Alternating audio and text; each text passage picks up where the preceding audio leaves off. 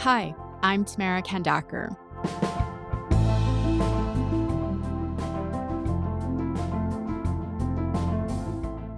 So lately, the hype around ChatGPT has died down a bit. There are fewer breathless headlines around the potential and risks of generative AI. But the technology itself, it's probably not going away.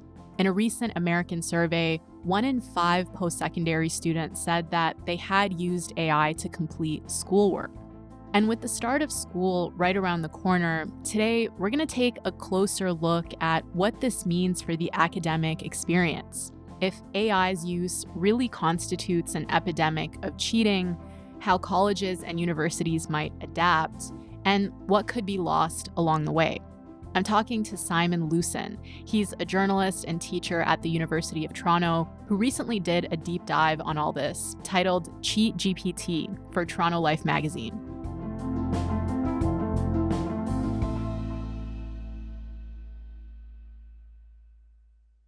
Hey, Simon, thanks for being here. Hey, Tamara. Thanks so much for having me. So, you're a journalist and you teach at the University of Toronto, and you got to see firsthand the arrival of ChatGPT into the post secondary setting. And maybe you could just start by telling me about how you felt when you realized, oh, students are probably going to make use of this technology. Yeah, like so many people who teach in higher education, my first response was panic. There was this sense that this might be an extinction level event for post secondary education. When you think about what university students are asked to do, the essay is sort of the centerpiece. What do university students do? They read widely, they synthesize thoughts in their head, and then they write those thoughts in essays. And if you can now outsource that work to robots, Mhm. well, what's left for students to do, and what's left for teachers to teach? So I had this sense of like, oh my God, is this the end times? Yeah. And for people who haven't played around with ChatGPT, fundamentally, what actually is the technology? And in simple terms, how can students make use of it in university? So the best way to describe the technology is it is a machine for guessing the likely next word in a sentence. I give the example of, everybody knows that the phrase I love frequently comes before the word you, or Mhm. please make it frequently precedes the word stop. And ChatGPT knows this too, but ChatGPT has studied this massive, massive corpus of written text, including the entire internet. So it can make all kinds of similar predictions about all kinds of similar sentences. So it is a writing machine, effectively. It can figure out the likely next word in a sentence, but it's not thinking. It's not synthesizing ideas. It's just coming up with words that sound plausible, but it can write like a pretty decent academic essay, not a stellar essay, but the kind of essay that would in the past get, a B or a B plus grade. So, this is obviously concerning for a lot of educators, including it sounds like yourself at first when it arrived on campus. But tell me a bit about those concerns. Why are some profs so up in arms about students using ChatGPT? Yeah, there's this sense that if students are no longer writing essays, what is it that students are doing? We've built our universities around the academic essay. You synthesize ideas and you write them in an essay. And one of the beauties of the academic essay is it forces you to order your thoughts and it forces you to think slowly. Unlike an exam, you actually have time to develop your ideas and to be the best version of yourself. You can think through your ideas slowly over a period of ideally days or weeks and come up with something that's genuinely novel and genuinely sophisticated. What a lot of professors have been doing since the arrival of ChatGPT is they've been replacing essays with in-class exams. But in-class exams, they're good at testing knowledge, they're good at testing skills on the fly. They don't value the kind of slow thinking that I think is also the highest quality thinking. And I think there's this real sense that if essays can just be outsourced to robots, and if we're going to rely on exams as a way of assessing students, or we're going to allow students to cheat on their essays, then there's no more space for the kind of slow, careful thinking that is the hallmark of good thinking. And I think that's why so many of us were so panicked about it. Right. So it's seen as this kind of assault on intellectualism, which is what university is supposed to be about. And then it's also seen as this new, really sophisticated way of cheating. So if the computer writes this essay for you and you hand it in and say, I wrote this myself, that sounds like cheating. But do you think it's correct to say that all of its uses are cheating? I'm wondering what nuances you found there. Yeah, and this is what makes the situation so complicated is there's so many different ways of using the technology. And I think you're absolutely right that I think most people who teach in higher education would say that putting an essay prompt into ChatGPT, having it spit out an essay and then submitting that essay as your own, that is cheating. Then there's the other end of the spectrum. There are things that people do that I think are actually probably worth their while. There are students who use it as a kind of sparring partner. You use ChatGPT to get the creative juices flowing, to generate ideas, to critique your ideas, and then that in turn forces you to think better. I think that's quite a good usage of ChatGPT, and I wouldn't want to see that usage banned. And then there's a whole middle ground there. There's this massive middle ground, ways of using ChatGPT that are neither egregious cheating nor maybe totally okay. For example, can you use ChatGPT to write your works cited list for you? That seems okay. I mean, writing a works cited list isn't particularly sophisticated work. Okay, but what about transition sentences? A sentence that takes you from one paragraph to another. Is that okay? What about having it write your concluding paragraph or your intro paragraph or your abstract? There's so many different ways of using it. And I think this is part of the crisis we're in right now is there's even if you wanted to create a set of rules around ChatGPT usage, it's not clear what those rules should be and where you should draw the lines. Yeah, we were talking yesterday about how we wished we had ChatGPT in university to write our citations because it was so annoying. But some of the students that you talked to had developed their own sort of personal codes of conduct around this, right? Can you tell me a bit about that? Yeah, what I found out is that there's a range of different ways that students are using ChatGPT, and I think there are students who are just egregiously cheating, who are entering prompts, assignment prompts into ChatGPT and having the robot spit out an answer. But there are a lot of students who are working with the technology in much more nuanced or sophisticated ways. And I think what they're doing is they're trying to balance incentives here. On the one hand, they know that other people are using ChatGPT, and if they don't use ChatGPT, they could fall behind. So they have to compete. On the Mhm. other hand, they're aware that if they simply rely on ChatGPT all the time, they could really cheat themselves out of a good university experience. They could cheat themselves out of learning. So they're developing these very personalized sets of rules. One student I talked to, he uses it only as a sparring partner. It's there just to get him thinking, to critique his ideas, to get the creative juices flowing, and that's it. He then does all the intellectual legwork himself. Once he's got an idea from ChatGPT, he writes the paper independently. Another student I spoke to was a combined major in commerce and art history, and he really hated commerce. He was doing commerce because his mom wanted him to do it and because she was paying for his education. But his passion was art history. And so he would get ChatGPT to do his commerce work to free up time for the art history work. And then he would work doubly hard on art history. And you might say that he's cheating. And I think a lot of professors would say that he's cheating. He would say that he's optimizing his intellectual experience, getting ChatGPT to do the work he doesn't want to do so that he can do the work that he finds truly enriching. And we see a lot of that students figuring out their own hyper personalized codes of conduct. I think what we also see is a lot of students who basically don't want to use ChatGPT, but then get themselves into a tight spot and find themselves using it. That's common as well.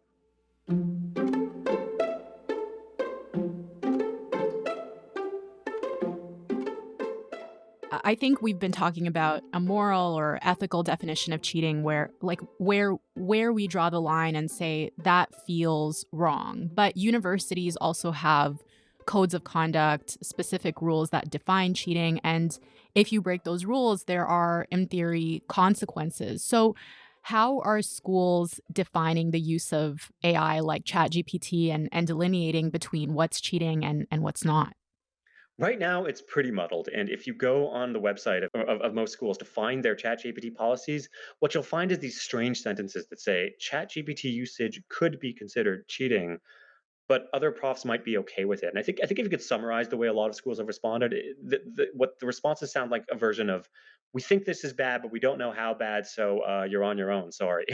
Yeah. And I get why schools are doing that. I don't know how you come up with a coherent ChatGPT policy. I would be in the same position if I were an administrator at a university. But the result is these very muddled policies, and it's not clear to anybody, professors or students, what is allowed and what is verboten. I know there are some schools that have taken pretty hardline stances, like the prestigious French university Sciences Po has taken a really clear line here, right? It has. France in general has taken a harder line. Sciences Po leading the charge, and their rule is that if you use content that's generated by ChatGPT and you don't cite it, that's plagiarism. And if you get caught plagiarizing, you could be banned not only from the school but from the French higher education system. North American universities have been really reticent to take such a hard line. But like you said, even if universities and colleges do have clear rules about AI use and when it's considered cheating, it seems like it would be really hard to enforce them. You tell the story in your piece that I thought was quite funny about a poetry TA who had strong suspicions that a student had used AI to write an essay for the course. Tell me about that. What tipped him off and what happened in that case? I love this story because it's such a classic example of what every GA has experienced. Yeah. So you get a paper and you look at it and it feels robotic.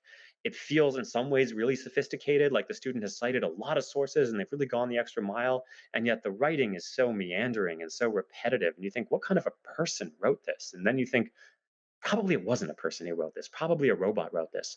But then what do you do? And one thing you could do is you could run the paper through one of the detection software programs that exist out there, something like GPT-0, which will scan a paper and generate a probabilistic verdict as to whether it might have been AI generated.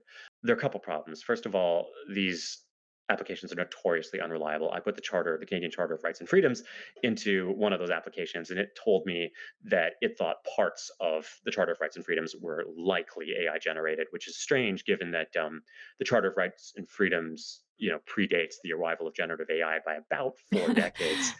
The other problem with these programs is that they're probabilistic. They tell you what they think is true, not what's for sure true. So you have an unreliable application telling you that a piece may or may not have been generated by AI. You really can't do a lot with that. This particular TA in my story didn't do that. Instead, what he did is he called the student in for a meeting, and he and the professor said, "We think that you used ChatGPT on this paper," and the student denied it. Mhm. And the student had cited a pretty famous poem, Kubla Khan, by Samuel Taylor Coleridge, and I think the professor said, "Is Kubla Khan a poem or an essay?" And the student said she didn't know, which is Yeah. funny because she'd written about this poem, but she continued to deny it. And so, what do you do? I mean, it's your word against theirs. Right. So then if post-secondary students are using AI in all these different ways and definitively proving its use is so difficult, what can really be done here? I understand the desire to to have harsh policies and to enforce those policies. I felt that way myself, but I think it's impossible. It's impossible to come up with a set of coherent rules. And even if we could come up with a set of coherent rules, the rules are impossible to enforce. So I think we have to accept a policy akin to decriminalization, where we effectively allow students to experiment with the technology.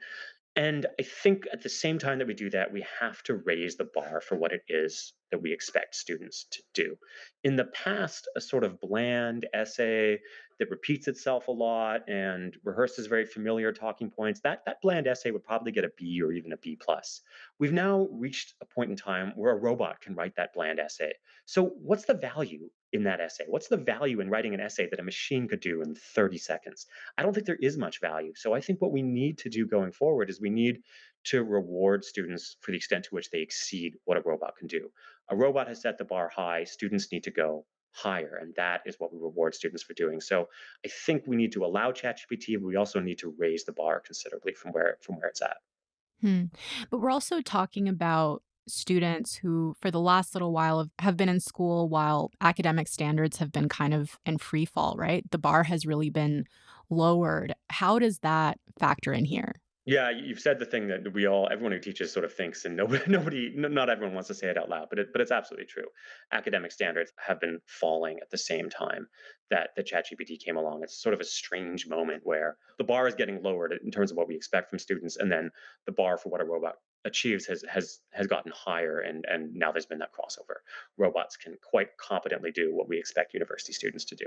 And Mhm. I think the positive reading on this is maybe this is the wake up call that we all need. Maybe this is the moment that forces us to reassess what we're doing and to assess what we're asking students to do and to start raising the bar again and changing the direction on things.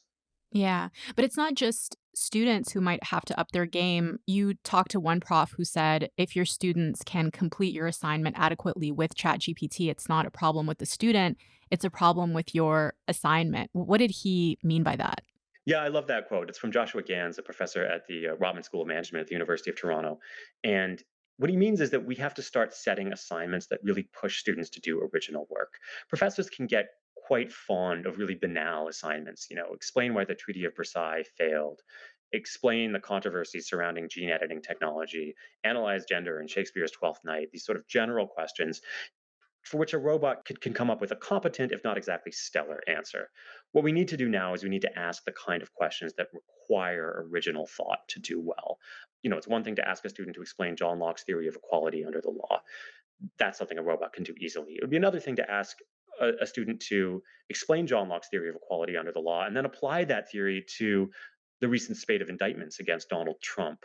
The Hmm. connections there aren't obvious. You have to really read and think in order to make those connections. To do this competently, you need to do a lot of original human level thought, which is something that a robot can't do very well. So we need to set the kind of assignments that force people to think originally and that force people to do that human level work. Yeah, that also just sounds like a way more fun and interesting assignment to do.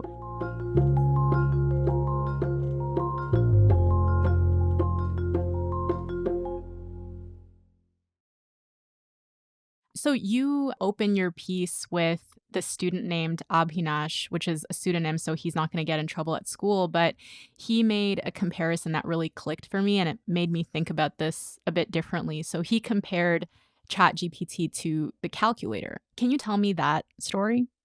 So when he was growing up in India, attending high school, calculators were forbidden in math class. Instead of using calculators as you would in a Canadian high school, you would have to write all of your equations out by longhand. And it was this tedious arithmetic labor that didn't feel like it was particularly useful to him as a student of math. He felt like if I'm understanding the concepts, why do I have to do all the legwork, all the busy work myself?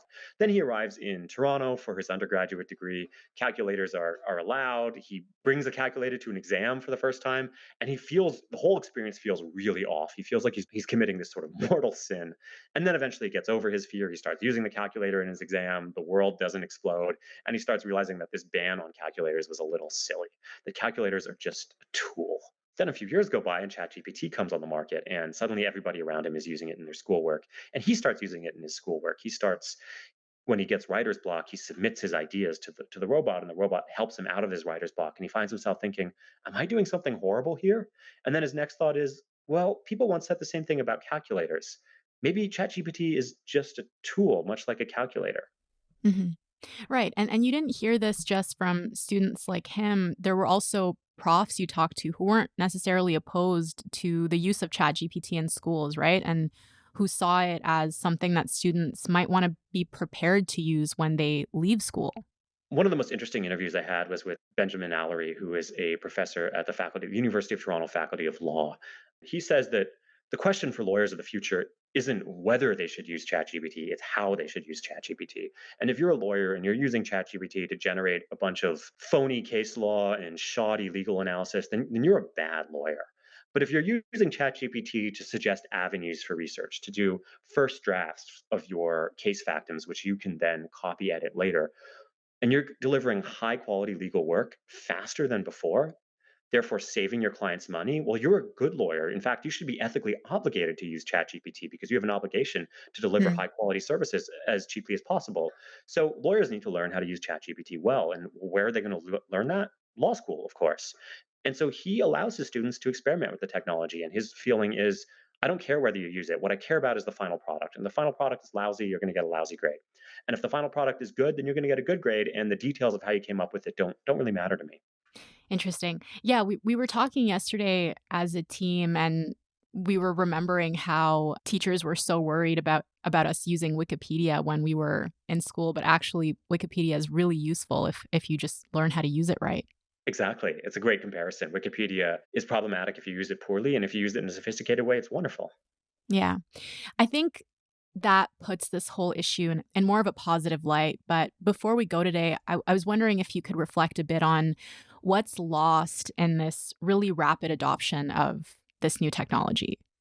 I told you earlier on in the interview that I've made my peace with ChatGPT in schools, and that's true, but I'm not totally happy about it. I still think something profound is lost. And I'm still a little bit sad about the way things are going. I think what's losing is that sense of what we're losing potentially is that sense of radical intellectual independence that I think is such an amazing part of the undergraduate experience.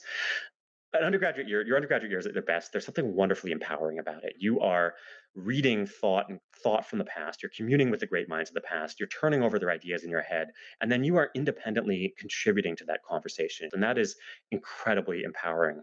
And I worry that students aren't going to have that anymore. I worry that as our minds get more and more enmeshed with machines, we're not going to be as independent as thinkers. And I think there's something kind of sad there that's lost. And Mm. I in addition to feeling, on the one hand, I feel like we can make our peace with ChatGPT, we can coexist with ChatGPT, but I'm also grieving something that I think is lost. And I think what I'm grieving is a sense of intellectual independence that I really loved during my undergraduate years and that I want from my students.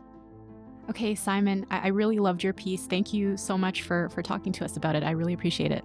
Thank you so much. I really love the show. It was great to be on here.